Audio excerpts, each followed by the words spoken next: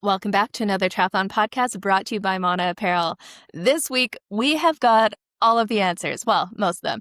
We have interviewed Sam Renouf, who is the CEO of the Pro Triathletes organization, which runs the T100 races. And there have been tons of announcements coming out from them on the switch up from the pro racing and talks around the schedule that's going to be released. So we brought Sam on to get the answers straight from the top. And we're going to dive into that interview after we have a little chat around what's going on with us. So let's catch up with the crew. I'm joined by Josh today, and I'm Jenna-Caer. And let's start with Josh. How's it going this weekend? Where's your head? Yeah, my head's at like this is just going to be a party race, party fun, party atmosphere in New York, and just really celebrate the season and the year that I've had. So I'm really looking forward to it. That was a really awesome interview, so I'm excited to have our listeners hear that and really all the way through from start to finish. There's good little tidbits that Sam gave us. So I'm excited to go run another 26.2 and keep it to about 26.2 as much as possible. Hopefully my watch works this time. We start in Staten Island, so there's not as many big buildings and should be able to get that good GPS signal and I'll be pacing someone to a 3:45 marathon. So 8:34 splits. That's all I've been running really for the last week is just like locking in treadmill Josh for 8:34s and excited for that. Excited to go check out all the brands and the pop-ups and the parties and the shakeout runs and do a little bit with our Peloton community. As everyone knows, I'm a big Peloton person, so there's a bunch of stuff going on there, and the expo's right down the street from Peloton. So back and forth there, and seeing a lot of people get done early, and maybe see Fed cross the finish line at the same time. He's on his way to New York right now. I'll be heading down tomorrow, and excited to see my boy in New York again, and hopefully we finish around the same time and then get back out on the course and go cheer people on because I start at like 9 or just after 9 o'clock. And there are people that are still starting at 11:20, 11:30. So that, and typically the 11:30 waves are some of the runners, that take 5+ hours too. So they're out there for a long time. I think they don't close the roads in New York too until 10 p.m. So the final finishers are like 8, 9, 10 p.m. So we're going to probably be a part of that and just take in all of those types of festivities and really enjoy it. And yeah, I'm excited. It's been a good build. I actually feel better than I did going into Chicago. So we'll see. There's Josh Charlie. Oh, great. I got to go for it. I got this stuff for you. Sorry. Yeah. Yeah. And the weather looks amazing too. It's like, it might not even get into the mid 50s. So like 10 degrees Celsius. Yeah. It's looking really good. Perfect for a marathon. Yeah. How That's about you? How's been post Kona and weather changing in Canada? Man, we've been for Canada weather, it's been nice, which again is actually around getting up to 10 degrees, which has been awesome. Yeah, so the summer is a little hectic and did Kona, and now I'm going to be jumping into this race in January in Qatar. So I've been getting out on my gravel bike. I stuck these like big chunky tires on my gravel bike that like just barely fit, but they work. But um, I've got some skill building to do off-road. I'm used to triathlon is fast in a straight line, but I've been taking this gravel bike on all sorts of mountain bike trails and gravel roads and things it's not quite meant for, which has been an absolute blast to tear around. It's such a different feeling when you don't really know what's coming ahead, especially there's lots of like tall grass and trees and stuff. So you're just kind of wondering what's around the corner, and sometimes it's a giant log and sometimes the path ends in a river. And it has been an adventure for sure. I've done 4 rides and 2 of them have ended up falling over. The last one was base planting, which was interesting, but so far no real damage done. Yeah, it was funny coming back from that ride with like blood dripping down my face and here. It's just like, I'm okay, but Yeah. a little scraped up. And then you see, I think it was like right around the same time as Big Mets too. So shout out to him and his recovery because yeah, you're looking a little better than Mets is right now. Fair. But see, I'm not fast enough on the off-road stuff to do too much damage. So Yeah, I guess that's a benefit, maybe. but there's a lot of things you could hit on the off-road stuff too. So yeah, a little scary. Well, it's funny. My because definitely, like, I won't have much more time that I can ride outside. We're gonna have snow pretty quickly here. It's shocking that we don't have snow yet. So it was funny. The note from my coach was basically go out there, find some challenging trails, and be smart, but not too smart. Like, you have to scare yourself a little bit to get good at this. You can't Yeah. just sit in that comfort zone. And I think that's what has me most excited about this race is that it's so far outside my comfort zone. Never been to the Middle East, never raced on a gravel or mountain bike, never kayaked in a race. So it's gonna be You have no problem testing limits, though. I mean, you used to ride a bike on two wheels that went a lot faster and yeah, literally next to the yeah. pavement. So I think you got this. Yeah, not quite going fast enough that I can drag a knee around a racetrack anymore, or like the super sport Yeah, bike, but yeah. it's yeah, definitely a little bit of that adrenaline junkie side is coming out of it, which has made it so much fun. But Awesome. rolling on, I'm going to be headed up next week to the Ironman 70.3 World Champs in Marbella. And stay tuned because we might have another big interview happening over there in Marbella. And then I'm also going to got a media pass, so I'll be talking to as many of the athletes as I can in the transition areas. And after the race, I'll try to get some of those insights too. So definitely, if you're not following us, go to Add Another Triathlon Podcast on Instagram and YouTube as well. And I'll be uploading a ton of content next week, race week, as we see this all And going. let us know if you're racing too, and you see Jenna Yeah. too. I mean, she can do some age group interviews as well, I would imagine. And yeah, absolutely. So yeah, hit us up if you are going to be in Marbella. We know a bunch of our teammates are going to be there, so it should be a fun weekend. I'm a little bit jealous that she's going and I'm not, but Tip FOMO. next year in Nice, we'll see. There we go. Yeah, if you're around, come out to the Monotent. I'll be spending a lot of time out there to kind of interviewing some amateurs, and we'll have a couple of Mana events going on. So check out their social media next week. We have some media or meetups that everyone is welcome to come out to. It's always fun just to engage with the community and absolutely come say hi if you see me out there. It'd be good. But let's jump into it. We've got the interview. This is the first time that Sam Renouf has sat down and talked to any of the media outlets since all of the changes, or through the podcast format, since all the changes with T100.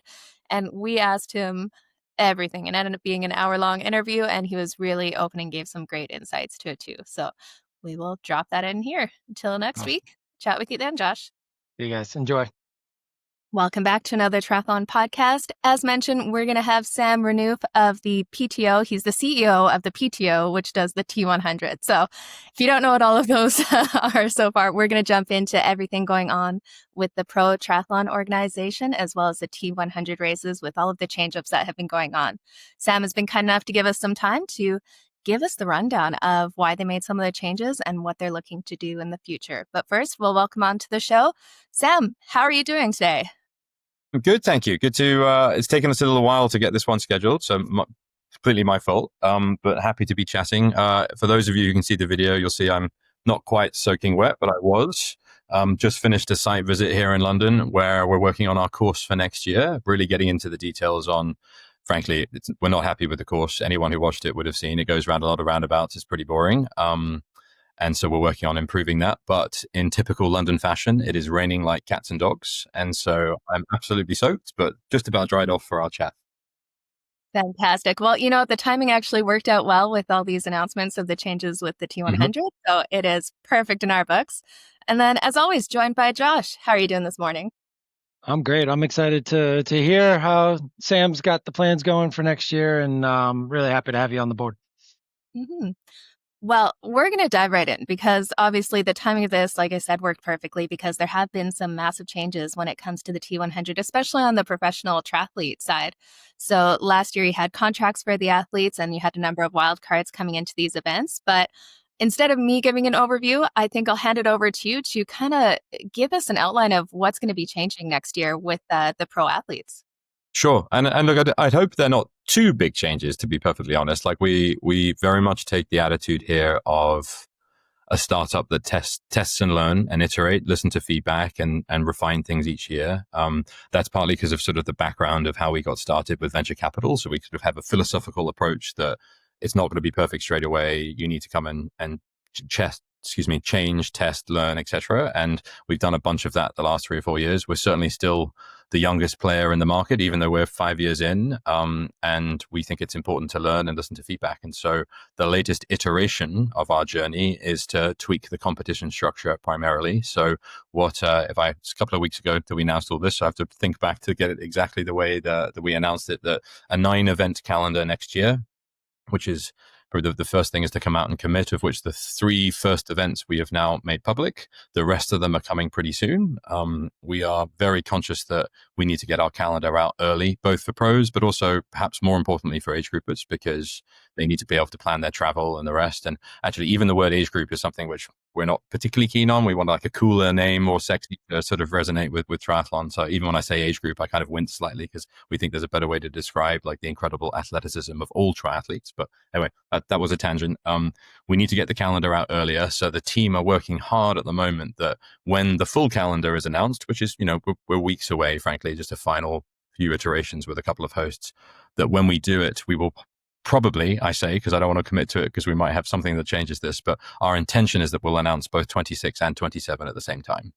So we can way ahead and just show, because in the majority of cases, we're in long-term hosting agreements now. So we're able to do that, right? We want to give the assurance to the community, and that's both the pro community and the amateur community. Use amateur instead of age group. Some people don't like the word amateur either. So it's, always got to pick the right words. Confidence in where we're going and the long-term sort of duration of what we're doing. So that was the first thing, 9-event calendar. Secondly, a movement away from athlete compensation, away from contracted athletes, of having a limited amount of people that were committing to the tour and more making it more an open structure for various different reasons. And then the more contentious piece was our competition structure, which is that we've moved to alternating male and female races until the grand final. And I'm sure we can unpack a lot of detail about why we did that in a minute. Yeah, absolutely. So why don't we kind of break it down from the changeover from going from contracts to prize money instead? Did you want to speak a little bit to that, kind of why that decision was made and what it's going to look like coming in the new year? Yeah, look, it's actually, this was one of the ones that we spent quite a lot of time debating, the pro and con of changing, because in some cases it was working really well. And we've got some athletes that are really committed and we're doing everything that sort of aligns with their contract commitments to us. And we're very conscious that if an athlete commits to us, like, it's a real commitment, right? And so it should be 2 ways. So like to change that was not a small thing for us to go and do.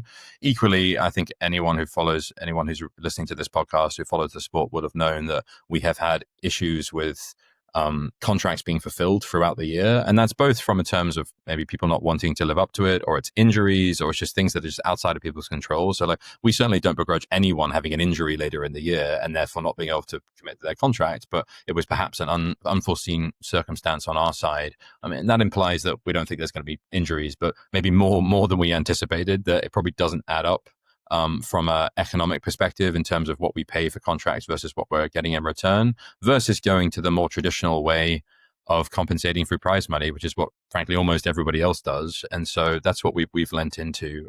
The other benefit is, and we're very conscious of this and are very much of the ambition that we think this could happen one day, and I say that with parentheses, is World Triathlon have talked about how they'd love to see the T100 as a distance in the Olympic Games. And so that's something obviously would be game changing for the long distance triathlon if we could achieve that through the partnership with World Triathlon.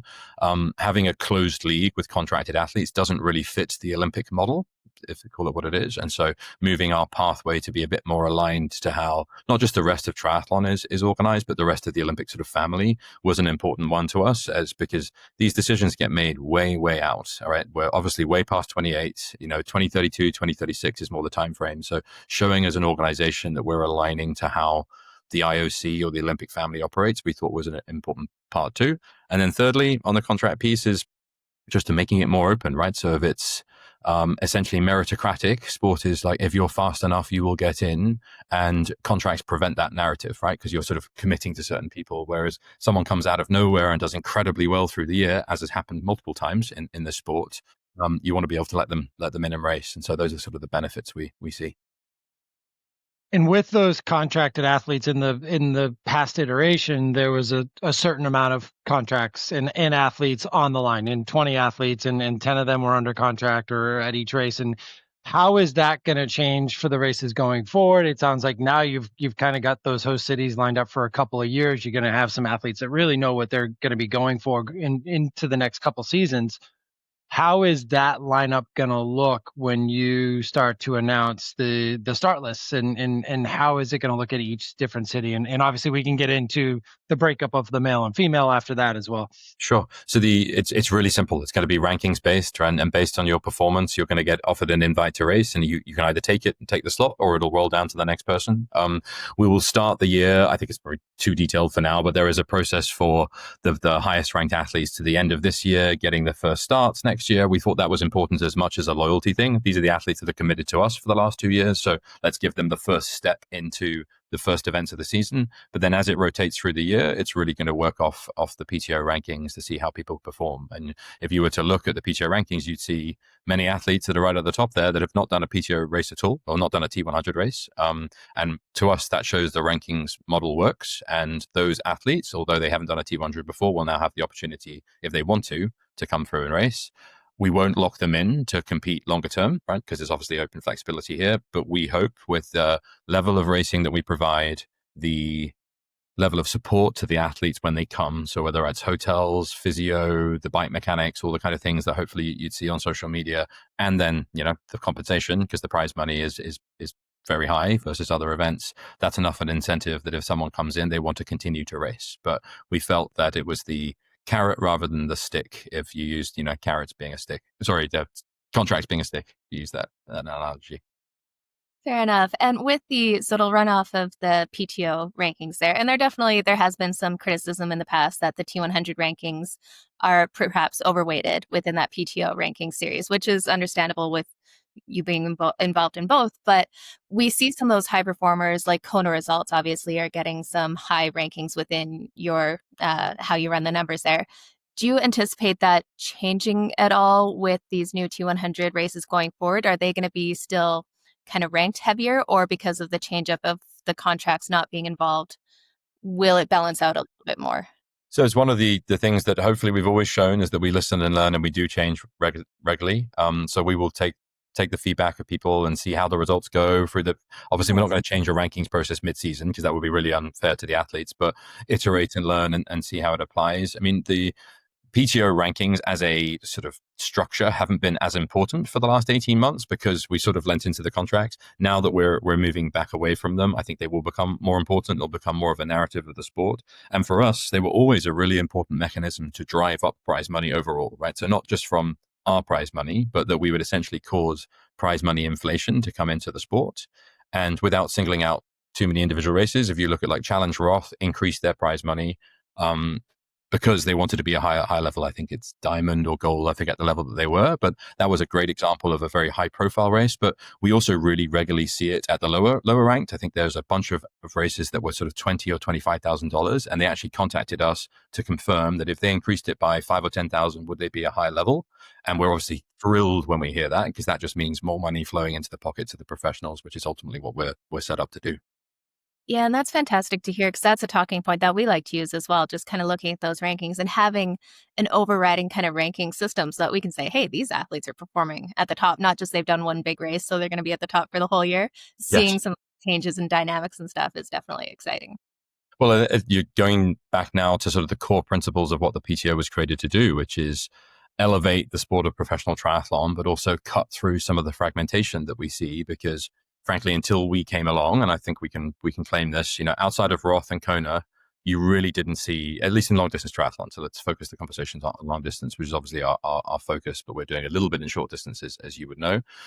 Outside of Kona and Roth, you never got many occasions where the best, in fact, there were no other occasions, frankly, right? Like where you would get the very best racing, and no sport can grow a fan base if you only see the very best racing once or twice a year. And so that was to us a really important thing to come and change, was to create a level of racing where you are going to get regularly the best of the best. It may not be the total best of the best as much as a single championship, but consistently really strong fields are how you build fandom. And fandom is one of the things that drives all sports. And so we felt that was missing a bunch. And then obviously the being able to create the media and the storytelling that goes behind it. So we think that's working really well. We're pretty excited with where the sport is. I hope you'd agree, like independent of the PTO. So like park the T100 or anything like that. I think it's a pretty good time to be a pro triathlete now. It's amazing to see what Ironman is doing with the Pro Series, to have 17 races with, I think it's 17 now, higher prize money, with Ironman committing to media and actually broadcasting all of those, whether it's streaming or linear, it doesn't matter. It's still content that's going out about pros.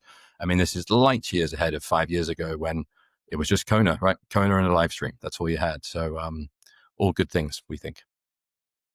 And triathlon become a household sport? Is that something that you see ever happening, or is it just how much more of the market share can it grab? We're very ambitious, and we think it can, right?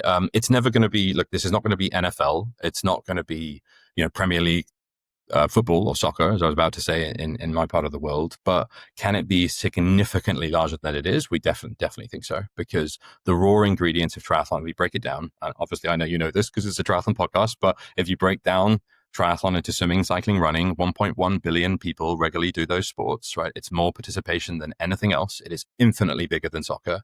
But the sport hasn't really had a good product or promotional tool behind it until, frankly, we came along, and now Ironman stepping up too, which is, again, as I said, is a really good thing.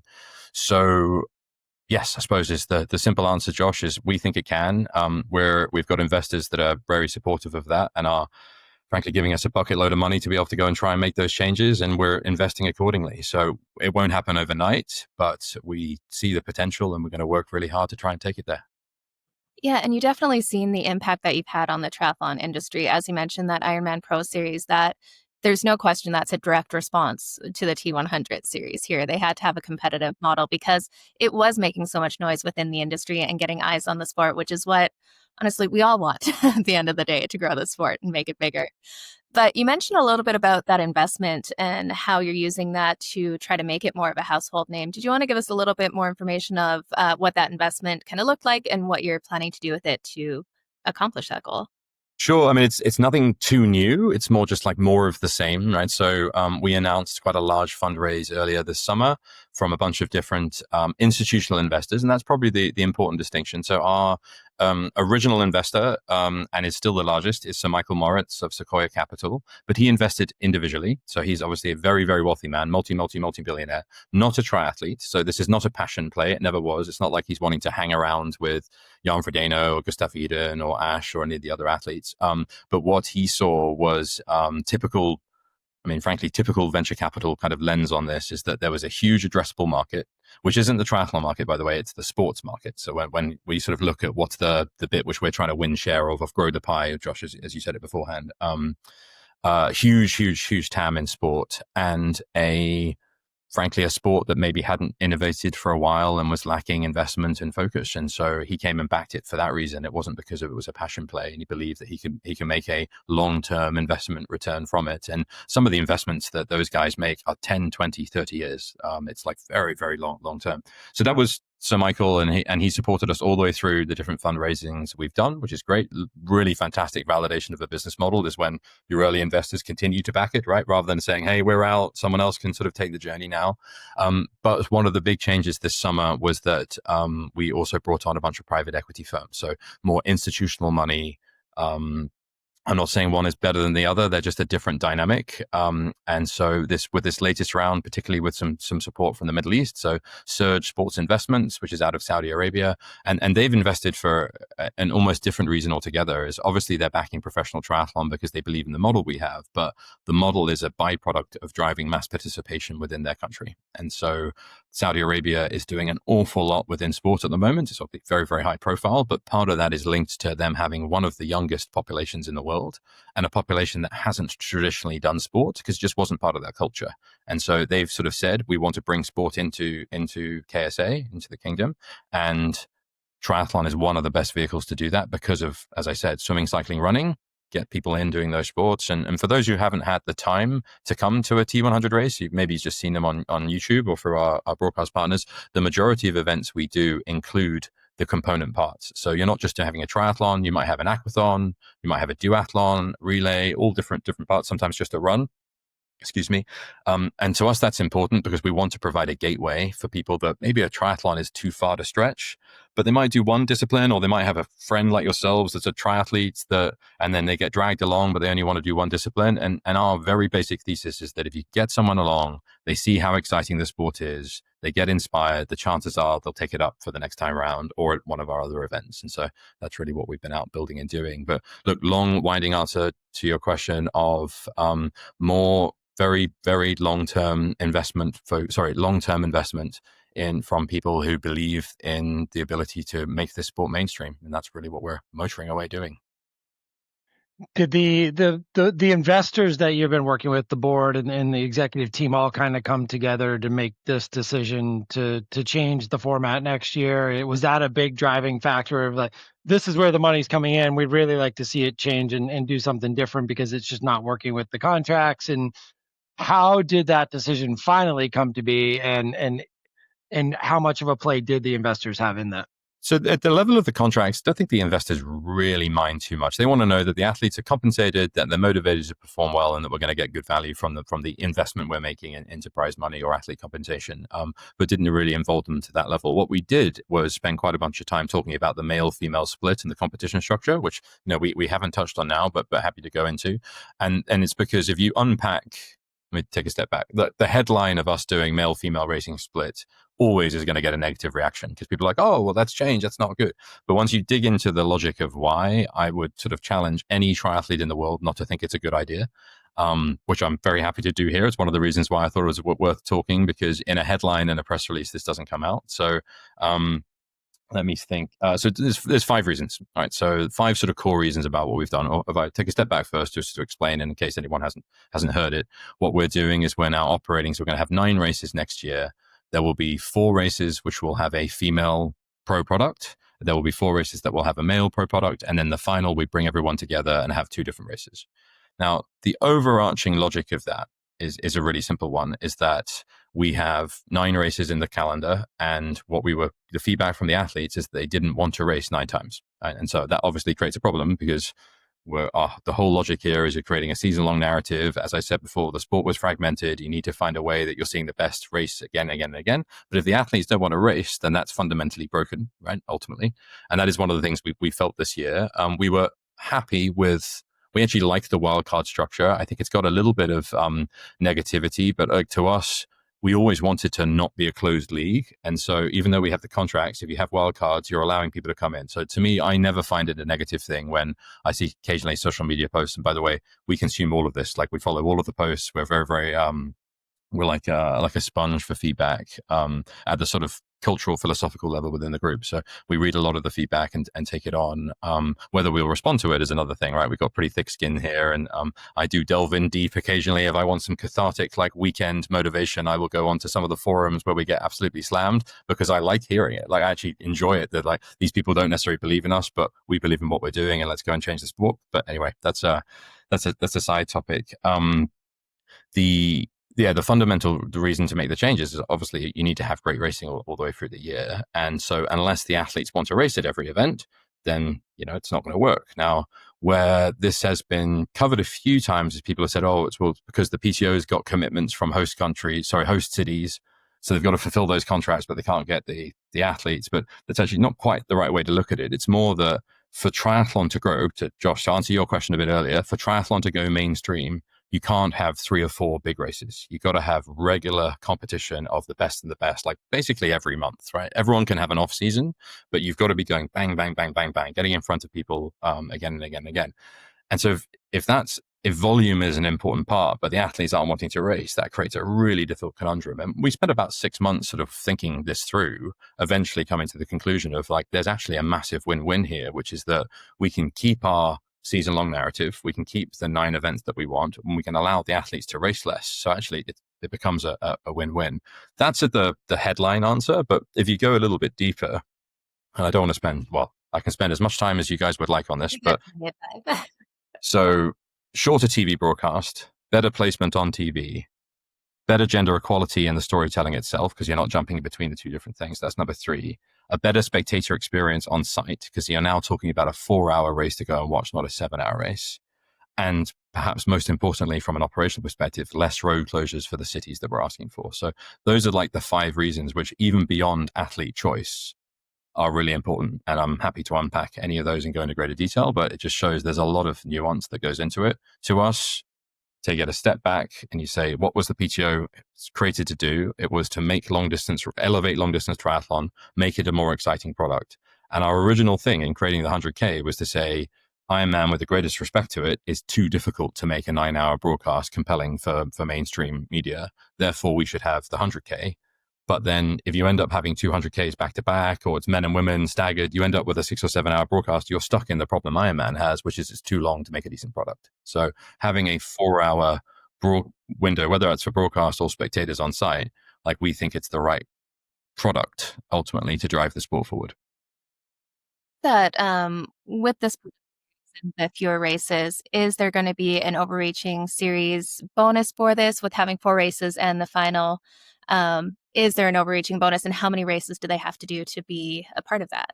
Yes. Oh, I thought they'd all been announced, but maybe we're waiting for Qatar to announce that. But yes, you're right in everything you just said. So there is very much still a series bonus at the end because we want to incentivize people to come back, right? Not just do individual races. So yeah. The race to Qatar rankings will be, who gets crowned the world champion. So it's both from a status perspective that this is an officially sanctioned world championship, and then the financial incentive around it. What we've decided to do, again, maybe I'm leaking this on the podcast if it hasn't come out yet, is that although you could race 4 times plus the final, we're only going to have 3 plus the final count. And the logic for that is, look, everyone can have a bad day or a mechanical, like this is a difficult sport. And so we don't want someone to like lose the season in race 2 and then not be incentivized to go through. So that sort of allows for that. Does the schedule that's about to be announced in the next couple of weeks, as you announced the cities, can we expect that to be kind of a staggered approach where it's going to go male, female, or there like be back male races or back-to-back female races? I'd love it to be from the simplicity of male, female, but and look, it's just from like simplicity sells. And one of our jobs, we really do feel it is like we're selling triathlon to the world. And so making the product simple, easy to understand, et cetera, et cetera. It's why T100 as a name and a brand we think works. It's really obvious what it is. The reality though, the counter to that, and originally we thought we would do that, Josh, right? It was like, okay, male, female, finish at the end.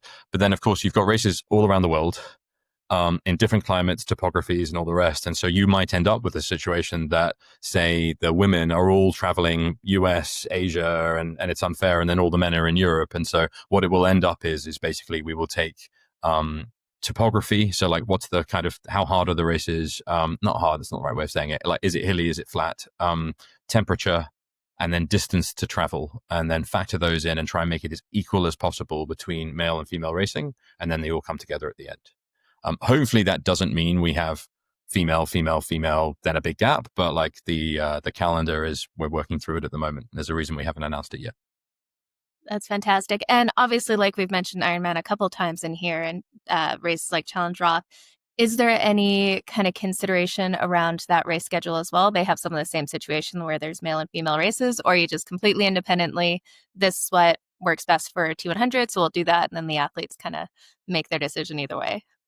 Less around, maybe I'm not quite understanding your question. So like we made the decision on the sort of 4-hour race product because we think we really very passionately believe that like this is the best product that the sport can have to grow.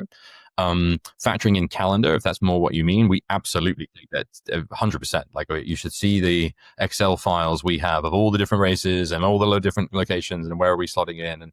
And the people give maybe criticism to the organizers in the sport that they don't care about that and they just do it whenever they work. But like I can tell you, I won't be unfair enough to them to give you this specific example, but like I was on a call recently with World Triathlon working through a calendar consideration when there's a weekend that will work very, very well commercially for lots of parties, and they put their hands up saying, no, it's not going to work for the athletes. There's too much travel between here and there. Guys, go back to the drawing board. And so we absolutely do factor that in. And what I'm working towards, I don't know whether we'll ever get it, is you allow sort of windows of opportunity to say, you can do the T100 and then here's your block where you could go and do an Ironman to qualify for Kona and then do Kona or et cetera, et cetera. So we absolutely factor that into how we're structuring the calendar.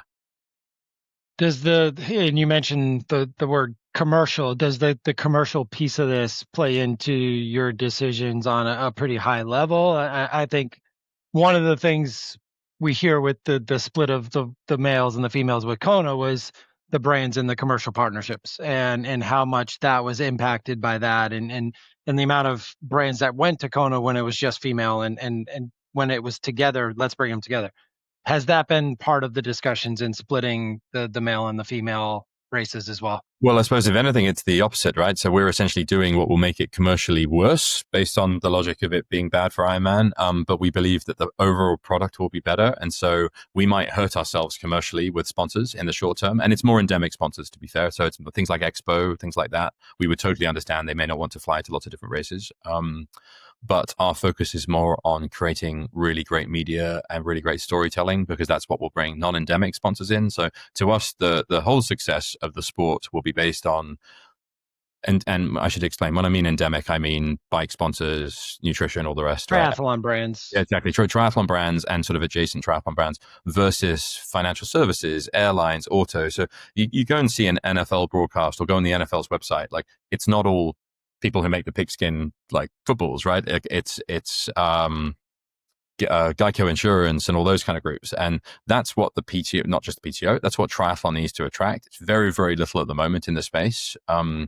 But there is an awful lot of potential for it. So I'll give you a number. $2.2 billion is spent in non-endemic sponsorship just in golf. And golf has a very, very similar, obviously, demographic to what we have as a sport. It's just a lot more mature from a commercial product, right? There's the PGA that's been going for 40 years and really, really powerful commercially. And so they're attracting a bunch of sponsorship. But to us, that's more of our focus. It's not to say that endemics aren't really important, because they're sort of your community and they're generally quite additive. So I'll be a little bit negative now, but I'm talking on a triathlon podcast, so I'm not too worried about the negativity here.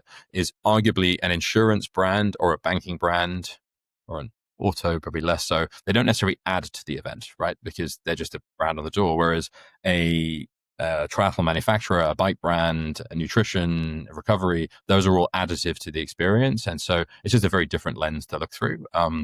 They're all important, but for different reasons. Yeah, and one other aspect that's been talked a lot about with the T100 race as well is the number of participants for like professional athletes. So having that 20 starter list. Is there any thoughts about expanding that in the future, or what's been the decision behind that to kind of cap it at 20 athletes? Yeah, so that's something I would personally like to see grow over time. It's really around balancing a few different things. So it's the quality of the field with the core structures that we have. So again, another place that we're different that people may not realize unless they've come to an event and seen it is that, let me try and use an example of an event we're doing recently. I think in Wollongong we did this. I think in fact, no, Wollongong wasn't a good example, or in London. As a spectator, you would see the pros 15 to 17 times in the 3 hours of racing. So you could stand in one spot or move slightly depending on the course structure, and you would see again and again and again. In contrast to, your average professional challenge or Ironman race, that's probably 3 times, right? So it's out of the swim, they go off on the bike, maybe 4 times if we're fair, right? Out on the bike, back on the bike, and see them once or twice on the run. And so we have criterium lap style courses because we think it's important to get a great spectator experience. That equally makes having bigger fields a lot harder. And so considerations around that, around lapped athletes and all of those kind of things, time on the roads. So those, at the moment, 20 is the number we're going with, but I could definitely see it growing with time. We're just sort of going to test it as we go. And when you talk about growing that, is there? I think you are growing it, so that's already good to see. Even if the start list doesn't change, by opening this up to the males and females, you are, without the contracted structure, you're now essentially opening up who can participate, and the start lists are still going to be strong. I think it's going to help you attract some of the athletes that you didn't get this year because of contract reasons or not, whether they were eligible for wildcard or not, right? So I think that's a good change that you guys are making. Are there anything that you still consider concerning for you going into these next couple seasons with this change? Something that like you wish had gotten pushed through, but you didn't win out necessarily in the battlegrounds in the boardroom. Oh, that's a great question. I don't think so. Look, I think I'd probably go back to like, we need to see whether this will work. Like, we have very strong conviction that this is the right product, but it may not be, and then we will learn and we'll adapt accordingly. I mean, the basics. I rushed through those reasons pretty quickly, but like having a better TV broadcast obviously is going to make the sport better. Having better placement, I glossed over that quite fast, but what I meant by that is if we're asking for less time of our broadcast partners, we're going to get better windows of when they will promote the sport. So if we come to, and we have this at the moment, where this year we had a bunch of scenarios where the broadcast partners that are committed to us were like, look, your broadcast is 7.5 hours long because you're doing men and women back to back with a bit of a stagger. They're like, we're just not going to give you the exposure. And so suddenly that means you lose the entire exposure within a country like New Zealand or Australia because of that particular broadcaster. Whereas we're now going back saying we want 4 hours. All right, it's just a much, much easier number to sell. So that was the second reason. Spectator experience, we talked about it, and then road closures. So like, we think it's the right answer, but I guess let's see, right? And if you can trust that we will learn and adapt as we have done for the last few years when we've taken on feedback and then applied it. Yeah, absolutely. Well, let's talk a little bit more about the age grouper side, or whatever name that we'll end up giving them when you guys come up with something cooler and more fun. Yeah. But it's so personally, I was an ambassador for the Vancouver race this year, and it's always very cool to go out there and actually see these races go down.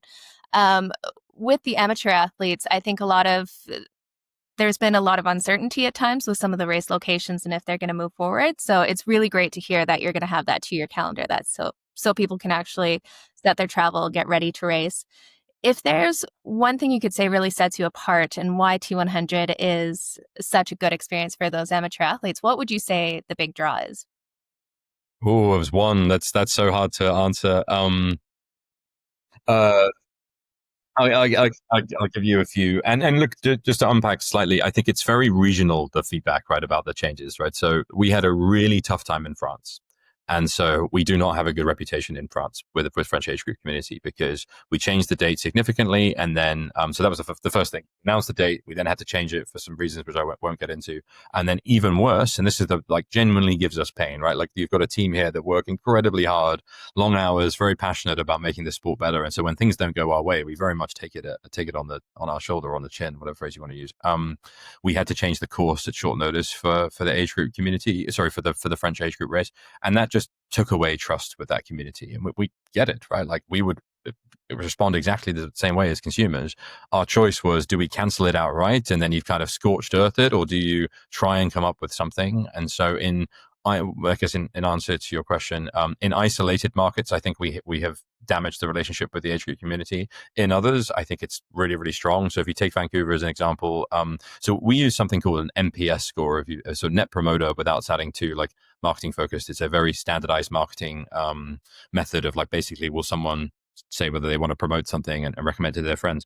And our NPS score in Vancouver was 77, which is really, really high. So anyone who's listening has sort of heard something. If you can get sort of on average 40 to 50, you're doing really well as a business. So for us to get 77, in fact, without making my COO embarrassed, in his 40 years of delivering events, I think this is the highest he's ever had.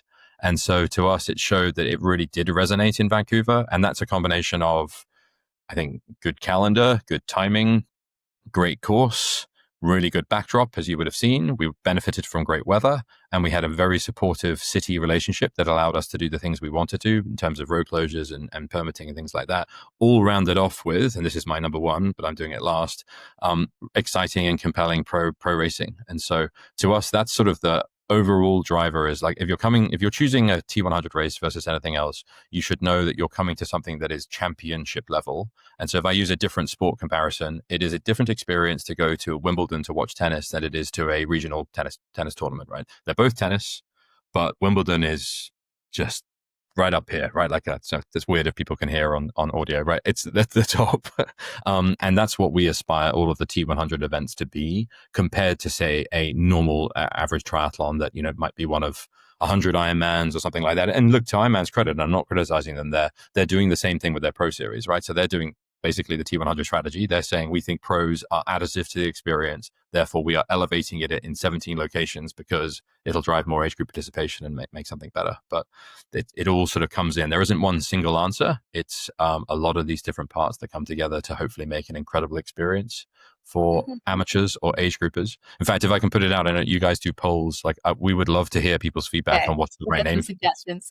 Like, and it's our Sam World Triathlon. We talked to them about it. I think they agree too that age group maybe doesn't sell the sport the way it could. So that would be a great outcome of this podcast if we can come up with a better name. Yeah. And honestly, like being on site in Vancouver, it was an incredible setup, and just the energy that it was over there was really something special, having the backdrop and just having an elevated race. I know sometimes there's comparisons, you want to race or want to have these races feel like a world championship event, and T100 has definitely put the pieces in place to make it feel like that. If I could offer one suggestion now that I've got a direct line for the moment, is it would be awesome to have the amateur race first and then the pro race so that we can watch the pro race going on. That my one thing was I couldn't watch much of the pro race because I was doing all the packet pickup and running around and pre-race day stuff. Okay, yes. That would be a lot of fun. Put the feet up with a beer and watch the pro race go down the next day. But so that's interesting you say that, because it's sort of a trade-off. Like, would you rather, as an athlete, would you rather do your race first, as in like, so between the Saturday, Sunday, as an example, would you prefer that we had all of the age group racing on a Saturday, you've got it done, you can then chill out and be relaxed on Sunday? Or would it the other way around and say that we do the pro racing first because that sort of gets done, you're resting, watching, and then you race the next day and you're inspired by the performances the previous day? It's very personal, but like, which one do you think? Definitely. I much prefer racing on the Saturday because I'm a super fan of the sport. Obviously, I've got a podcast about it. He's chasing PRs. But I couldn't follow much of the pro race because I was at the expo doing the packet pickup, doing all the checking my bike and everything during the same time that the pro race was going on. So it was good to have more people and bodies around there, I think, during that time. But it made it harder as a fan of the sport to actually watch the pro race go down because it kind of all the times overlap. So that's my preference. I don't know about you, Josh. What do you think would be the preferred way? No, I think it's certainly one of those ones, and Sam alluded to it. I think it's a personal thing. Like you're going to have some age groupers that are going to be like, no, let's just let them race, and then I'll go do my thing the next day and have that inspiration to go do it. Then you got the elite level athlete, which I think would tend to take genocide and be like, I want my feet up. I want to be in my hotel room. I don't want to be putting any extra time in when I'm trying to qualify for Qatar, or there's those aspirations. And I think there's a good split, obviously, with the athletes that we're attracting. There's so many first timers. There's so many elite athletes that are doing this as a first time. So I do get what Jenna's saying. I do get the other side as well. So it is a tough balance to follow. I think maybe almost something where you do it one way in one city and the other in another. I don't know. It's a good question for sure. I think I wanted to know who held off the orcas until the end of the race. I know. Yeah, my goodness. It was incredible. And actually, we laughed about that because the city, we were with some city officials just a few days beforehand, and they told us that every so often this happens and it's really, really rare. And then 3 days later, we're like, oh my goodness, it's come in the middle of the broadcast. So, yeah, Vancouver was an incredible host, and we're very happy to be returning. That was really nice to hear that you guys are returning there. I would say going forward, what are some of the challenges you're hearing from like the pros, and not just the travel? How much is their scheduling really impacting what you guys are doing going forward, and how much of their feedback did weigh into this decision to split it up and change it? Because I think a lot of the scheduling for the pros too, and especially in the T100, we've seen there's been a lot of males and females traveling together, whether they're a couple, whether they're married. It does seem like that's going to be impactful for you. I mean, has that been a discussion that you've had internally? So I think it's like, that's sort of an easy, that's not way of putting it. Like, that's quite a high profile, like, oh, there's a few people that won't be able to do it. But actually, once you look at the numbers, it isn't too many. I think the important bit where we think we probably surprised people in the way we've listened is the consistent feedback has been, why can't you just do 4 big races? Right? Like, do 4 big races and bring everyone together. And our answer, as you've heard, is, well, because you need more to be able to grow the sport. However, what we've now done is say, okay, here you go. Here's 4 big races. Just happens to be that there's 4 big races for men and 4 big races for women, and then a final. So we hope, and we really believe that this is the best of both worlds. And I guess time will tell. And it really comes down to the broadcast, right? Like those broadcast rights, that broadcast time it's broadcast, but I don't want to overplay that too much. It's the product, right? So, and the broadcast is just one way to consume it. Like, we want it to be a great spectator experience. Like, I'll use a example, which I won't say what the lady's called, but we had a, she, in fact, she will hear this probably and know that I'm talking about her, but this is a decision maker within a city that we've just extended a long-term partnership with. She's not a triathlete. She came to one of our races and brought her daughter along, and her daughter had never seen triathlon before. You could see that 2 or 3 hours in, super excited, like, this is great. Like, 4 hours, still quite excited. Once I got to 5 or 6, I could see in the VIP that the daughter was really getting quite bored, and you could see the agitation wanted to leave. And to me, that's the perfect personification of why you need to change it, right? It needs to be an engaging experience. If it isn't, then it's not going to grow, right? It's not, or it just stays as the level of the sport where it was beforehand. But we believe, obviously, in the potential to take it far further along. But a 4-hour window, therefore, with a spectator experience, like if your experience at London or Vancouver or any other event is 4 hours long, you've seen the pros 16, 17, 18 times during that period. There's a bunch of festival expo-y things that make it engaging all together. Like, that's a great afternoon out for families, for friends, families, whatever. So it's not all about the broadcast. I would sort of take it back and say it's all about the product. And that's what we're very focused on, is making a great product for the sport, because that's how we'll grow it.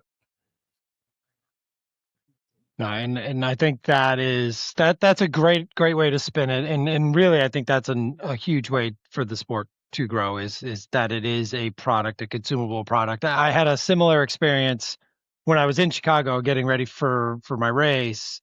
The night before, I was having my big pasta carb dinner, and I was with a family of friends, and I'm tracking Jenna in Kona, and at the same time, we had the blow up on the Queen K, and I'm with 2 younger girls and my friend and her kids, and we're in the car ride on the way back to my hotel as this is going on, and I'm cheering and hooting and hollering, and I had picked Solveig to win the whole thing, so I was getting pretty excited. And the girls in the back all of a sudden went from listening to their dad listening to the Cubs game and in a baseball playoff game, really big game, to really intently following my Android phone and the screen that I had on the live stream. And that little half-hour window ended up becoming an hour, and they wanted to watch the entire rest of the race, but it was a small window. And I think with that generation too, we're going to need smaller and smaller, exciting, impactful pieces of this sport. And I think condensing it is probably a really smart way to go.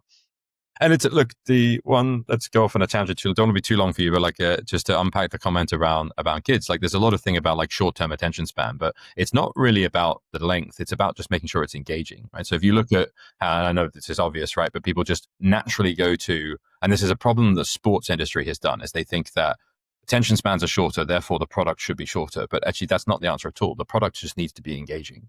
If it's good, I mean, look at the amount of people who watch Netflix and they'll watch 9 episodes in a row. That just shows that it's not about the length. It's about, is it a good show, and they get pulled in. And for us, we didn't think that the structure we had before was a good enough engaging show. Whereas if we condense it down to 4 hours, but do all the other things I mentioned, so have a great spectator experience if you're on site, have the festivalization. It's a really strange word, but you know what I mean, right? You're turning up to something. It's not just watching the pros, it's the expo, there's entertainment, all those kind of things. Or if it's on the broadcast, it's having the exciting racing supported by data, supported by interesting things that you can understand contextually what the athletes will do. And this is probably, we haven't touched on broadcast too much, but one of the things whenever I'm talking to anyone who's not from the sport, from a media perspective, and I describe where triathlon was, where triathlon is, and where we're going, I always compare it to say a sport like NASCAR, if I'm considering North American audience, or Formula One, and say, like, watch NASCAR or Formula One without any data or results or splits. And that is way worse than watching a boring triathlon, because those cars, round and round, right? You have no idea what's going on. It's just, what does that mean? 3 hours, right? But if you know what's happening, then it's some of the most engaging content in sport. And triathlon without real-time splits and data is like watching paint dry. And that's not a criticism of triathlon. Like, all sports are like that if you don't know what's going on. But if you can get the technology, you can get the storytelling. Storytelling comes from the technology because you know how people are doing. Then there's so much more potential, because one of the great strengths of triathlon is that if you do switch the TV on and you see triathletes racing, whether it's on the Queen K or anywhere else, we can all relate to it because it's swimming, cycling, running, right? It's easy to relate to. Whereas you switch on cricket or NFL or F1, sure, everyone drives a car, but it's not as relatable. And so that's one of the great advantages we see. But the product needs to be engaging without sounding too repetitive. Like that's what we got to go do. Yeah, absolutely. And like you mentioned, the data is a big part of that. And we've had several conversations with like the Race Ranger team and development they're doing. And it sounds like there's going to be more focus and continuing to focus on some of the data and giving us those updated splits on screen, giving us those speeds. One thing I really liked for a while, you had those segments. So we're seeing who's going fastest over that segment. So we compare athletes all the way across the field instead of just seeing one person up front.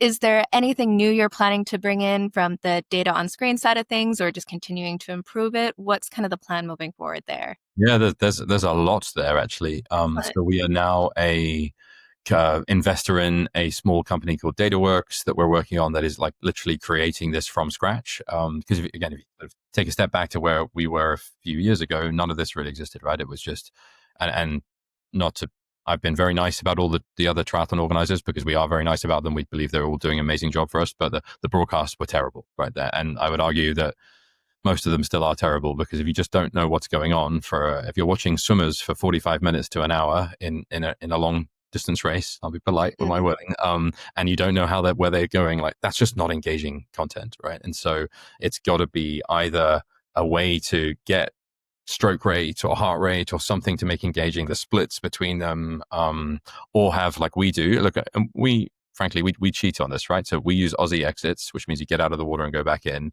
And we use them a lot because it just makes it more interesting. Otherwise, the swim section of a race is just too hard to consume. No, absolutely. That's fantastic to hear.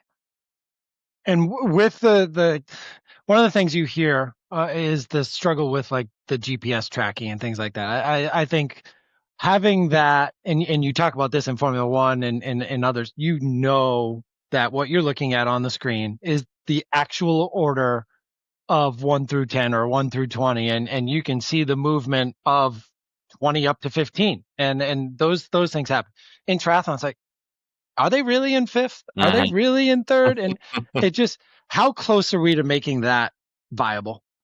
So I think I would answer you from sort of what we're doing versus the sport in general. The sport in general, it's exactly what you said, right? Because everyone knows that the time on the board is going to change when they get across the next timing split. And look, I'll be a little unfair to our partners, World Triathlon here, because I'd use this as a good example. I actually took Sir Michael Moritz to, I was given tickets by World Triathlon, I should say, to the triathlon in Paris, and was able to take Sir Michael, who's obviously our biggest investor and supporter, and along with a few other people to watch it. And it was an incredible race to watch, right? It was an amazing experience. Weather wasn't quite as good as it could have been, but still incredible racing. But we saw the time splits up on the screen, and of course they're using old-fashioned RFID technology because that's the way the sport runs. Not a criticism of them; it's just how things are. And I remember him saying to me, "Well, look, so who's in front?" And I'm like, "Well, I'm not sure yet. The results are up there, but it'll update in about 10 minutes." And it's just crazy, right? In this day and age, that's how those things are done. We are using a bunch of different things, GPS being one of them, increased level of timing mats, some different technology that's come out to get it far better. So it's almost getting to the point now, I'm happy to say, that the splits are coming in almost quicker than our commentators can update against them. And therefore, it is real time, right? That it's there. But there's still a ton of stuff that we want to do. I think that it's important for the sport to remember that, certainly for us, we're 3 or 4 years into this. You compare to Formula One, you've got 65 years of broadcast history and innovation in a sport that makes hundreds of millions of dollars in TV. And so we get held to a very high standard, and we're very happy that that's the case. And we think that it should be that. Generally, our competitor in the market is not Ironman, it's not SuperTri. Our competitor is the NFL and Formula One, because this is all about what you spend your disposable time on, right? And if we want someone to engage with triathlon, it's competing with all the other things they could do with their time. So the bar should be really high, but it's one of the reasons why it's hard to catch up there's a long way to go when you're still a relatively young sport for doing this. But the progress has been good, and I think it's exciting to see where it'll go. Yeah, and one other thing I have to give T100 and PTO credit for is a lot of the social media engagement and some of these behind the scenes videos of race week.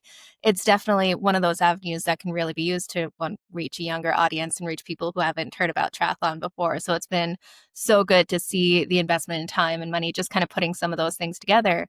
Do you see that being any more challenging or any shift in that as you move away from contracts where athletes are kind of contracted to put in that time? Or are you finding that the athletes are happy to do things like that, the behind the scenes, their pre-race information, because it helps elevate their brand at the same time too. Yeah, you summed it up so well. I think every professional athlete knows that they are a content creator. They're I say unfortunately or fortunately, like I'm not necessarily a fan that athletes feel they have to make the content themselves, because like my view is like maybe quite traditional. Like I want them to be the best athletes they can be, and then the sport should allow them to create content and the rest. But there's no question with the way social media has changed that everyone is a content creator, and so encouraging and helping that and doing behind the scenes, I don't really see it being an issue with the switch in structure.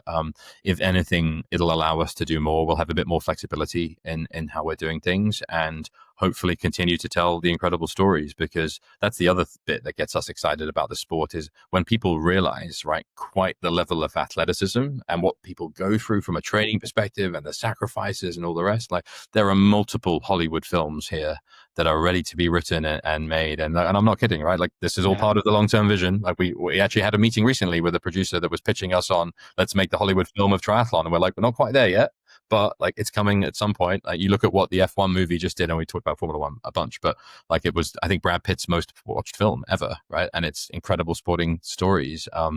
That would be, I suppose, a long-term, big, hairy, audacious goal, to use that phrase, would be, can we see a Hollywood film about triathlon and inspire tons of people? And that's how the sport goes mainstream. Back to Josh's like almost opening. I was gonna say, like that's where you get the T100 in the Olympics. I think a lot of this is driven by the Olympics. You mentioned going to Paris, and it's such, it transcends everything. And I say that all the time on the podcast. I think what Alex Yee is doing right now is proving that. Like, is this kid gonna finish in the top 5, top 10 of a world major marathon? Possibly. I mean, the way he's inspired to do that, but yet he's gonna flip a switch next year and go right back to LA 2028 being his focus, is what I feel he's gonna do. How much of what you guys are doing is driven off of the Olympic cycle, and is there any of those discussions, especially with the partnership with World Triathlon, and now with LA 2028? How much is the North America viewership something you feel like you have to grab onto, and how do you? So I think I'd sort of separate, I'll answer your question in two ways. There's sort of the T100 element. It's very much aspirational, vision, ambition. Let's go and see if we can achieve it, because if we can, it will transform long distance triathlon forever. I don't think anyone will question that.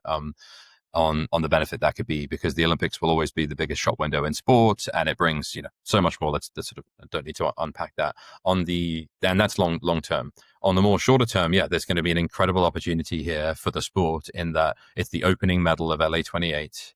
And obviously America is a powerhouse within sport. America is where triathlon came from. Triathlon was founded 70 miles away from Venice Beach. Like there's incredible opportunity there, which needs to be harnessed by the sport. And we will be one player in the mix of doing that. But I think the sport itself is an amazing opportunity, which I have zero doubt will be capitalized on. And I think it'll be an exciting time to see what happens off the back of some great racing in Venice Beach. No, absolutely. We're very excited to see triathlon back in the US for the Olympics. And it's incredible to think about long distance triathlon being in the Olympics and being another sport within it. What hurdles have to be overcome before that is something that is like really viable? Well, and anyone who just hears it would say, oh, there's zero chance that's going to happen, right? Like it's crazy. Everyone's going shorter, all this kind of stuff. But I would sort of answer in a different way, which is to take a step back 5 years and say, could you ever imagine that professional long distance triathlon, that there would be 10 races that are live on TV all around the world, that are getting millions and millions of people tuning in, not just on YouTube, but actually on Eurosport and Sky and all the rest. Millions of dollars of prize money. Like 5 years ago, people would have thought you were smoking something if you heard that. And that's what's happened. And that's just us. Obviously, then Ironman Pro Series as well. It's like the sport can change and develop fast, or things can develop fast, I should say. So there's certainly a lot to happen for it to see long distance triathlon into the Olympics. But I think it's really important, just like our athletes, to set very, very high goals, and you go and shoot for them, and you see where it can take you. And that's one of the many things that we're working on. I think my last question, probably, I wasn't sure how to word it, but like, how do you see the multitude of organizations? You and World Triathlon are now working together. How do you end up working with Ironman? In a perfect world, does everyone come together and produce this amazing triathlon world of racing from all distances, and really promote the pro sport, but also the age group and whatever term we end up calling it that Sam comes up with. Won't be me. I can guarantee it won't be me coming up with it. But do we all work together? I think we need to, is the simple answer. Like, the triathlon is still a relatively niche sport, right? It's growing, but it's still a niche sport. And so it's not only niche, it's fragmented, it's confusing. There's all these different distances, there's all these different brands, these different groups, and it is confusing for a fan to come in. And I was told that recently by a pretty senior buyer of broadcast. They were like, well, we're confused. There's you guys, Ironman, Super Tri, all these different distances. Then there's World Triathlon Championship Series. Is that better than a World Cup? Like, where do the Continental Cups fit into? Like, it's a bit of a mess at the moment. And to World Triathlon's credit, they came out with a great report this summer from Deloitte that really articulated that. And I think they're working towards some pretty exciting things to go and change it.